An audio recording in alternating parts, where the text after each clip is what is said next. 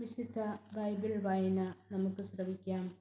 യേശു വീണ്ടും വഞ്ചിയിൽ മറുകരയിലെത്തിയപ്പോൾ ഒരു വലിയ ജനക്കൂട്ടം അവന് ചുറ്റും കൂടി. അവൻ കടൽ തീരത്ത് നിൽക്കുകയായിരുന്നു. അപ്പോൾ സിനഗോഗ് അധികാരികളിൽ ഒരുവനായ ജായിറോസ് അവിടെ വന്നു. അവൻ യേശുവിനെ കണ്ട് കാൽക്കൽ വീണ് അപേക്ഷിച്ചു, "എൻ്റെ കൊച്ചുമകൾ മരിക്കാറായി കിടക്കുന്നു. അങ്ങ് വന്ന് അവളുടെ മേൽ കൈകൾ വെച്ച് രോഗം മാറ്റി അവളെ ജീവിപ്പിക്കണമേ." യേശു അവൻ്റെ കൂടെ പോയി. വലിയൊരു ജനക്കൂട്ടം തിങ്ങി ഞെരുങ്ങി പിന്തുടർന്നു. 12 വർഷമായി രക്തസ്രാവമുള്ള ഒരു സ്ത്രീ ഉണ്ടായിരുന്നു. പല വൈദ്യന്മാരുടെ അടുത്ത് പോയി വളരെ കഷ്ടപ്പെടുകയും കൈവശമുള്ളതെല്ലാം ചെലവഴിക്കുകയും ചെയ്തിട്ടും അവളുടെ സ്ഥിതി മെച്ചപ്പെടുകയല്ല, കൂടുതൽ മോശമാവുകയാണ് ചെയ്തത്. അവൾ യേശുവിനെക്കുറിച്ച് കേട്ടിരുന്നു. ജനക്കൂട്ടത്തിനിടയിലൂടെ അവൾ അവൻ്റെ മുന്നിൽ ചെന്ന് വസ്ത്രത്തിൽ സ്പർശിച്ചു. അവൻ്റെ വസ്ത്രത്തിൽ ഒന്ന് തൊട്ടാൽ മാത്രം മതി, താൻ സുഖം പ്രാപിക്കും എന്ന് അവൾ വിചാരിച്ചിരുന്നു. തൽക്ഷണം അവളുടെ രക്തസ്രാവം നിലച്ചു. താൻ രോഗമുക്തയായിരിക്കുന്നു എന്ന് അവൾക്ക് ശരീരത്തിൽ അനുഭവപ്പെട്ടു. യേശു ആവട്ടെ തന്നിൽ നിന്നും ശക്തി പുറപ്പെട്ടെന്നറിഞ്ഞ് പെട്ടെന്ന് ജനക്കൂട്ടത്തിനു നേരെ തിരിഞ്ഞു ചോദിച്ചു, "ആരാണ് എൻ്റെ വസ്ത്രത്തിൽ സ്പർശിച്ചത്?" ശിഷ്യന്മാർ അവനോട് പറഞ്ഞു, "ജനം മുഴുവൻ നിനക്ക് ചുറ്റും തിങ്ങിക്കൂടുന്നത് കാണുന്നില്ലേ?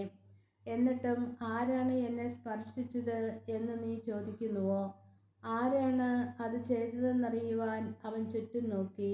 ആ സ്ത്രീ തനിക്ക് സംഭവിച്ചതറിഞ്ഞ് ഭയന്ന് വിറച്ച് അവൻ്റെ കാൽക്കൽ വീണ് സത്യം തുറന്നു പറഞ്ഞു. അവൻ അവളോട് പറഞ്ഞു, "മകളെ, നിന്റെ വിശ്വാസം നിന്നെ രക്ഷിച്ചിരിക്കുന്നു. സമാധാനത്തോടെ പോവുക, വ്യാധിയിൽ നിന്നും വിമുക്തയായിരിക്കുക." യേശു സംസാരിച്ചു കൊണ്ടിരിക്കെ സിനഗോഗ് അധികാരിയുടെ വീട്ടിൽ നിന്നും ചിലർ വന്നു പറഞ്ഞു, "നിന്റെ മകൾ മരിച്ചു. ഗുരുവിനെ ഇനിയും എന്തിന് ബുദ്ധിമുട്ടിക്കുന്നു?" അത് കേട്ട് യേശു സിനഗോഗ് അധികാരിയോട് പറഞ്ഞു, "ഭയപ്പെടേണ്ട, വിശ്വസിക്കുക മാത്രം ചെയ്യുക." പത്രോസും യാക്കോബും യാക്കോബിൻ്റെ സഹോദരൻ യോഹന്നാനും ഒഴികെ മറ്റാരും തന്നോടുകൂടെ പോരുവാൻ അവൻ അനുവദിച്ചില്ല. അവർ സിനഗോഗ് അധികാരിയുടെ വീട്ടിലെത്തി. അവിടെ ആളുകൾ വലിയ ബഹളം വയ്ക്കുന്നതും ഉച്ചത്തിൽ കരയുന്നതും അലമുറയിടുന്നതും അവർ കണ്ടു. അകത്ത് പ്രവേശിച്ച് അവൻ അവരോട് പറഞ്ഞു, "എന്തിനാണ് നിങ്ങൾ ബഹളം വയ്ക്കുകയും വിലപിക്കുകയും ചെയ്യുന്നത്? കുട്ടി മരിച്ചിട്ടില്ല, ഉറങ്ങുകയാണ്."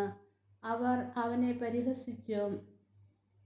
അവനാകട്ടെ അവരെ എല്ലാവരെയും പുറത്താക്കി.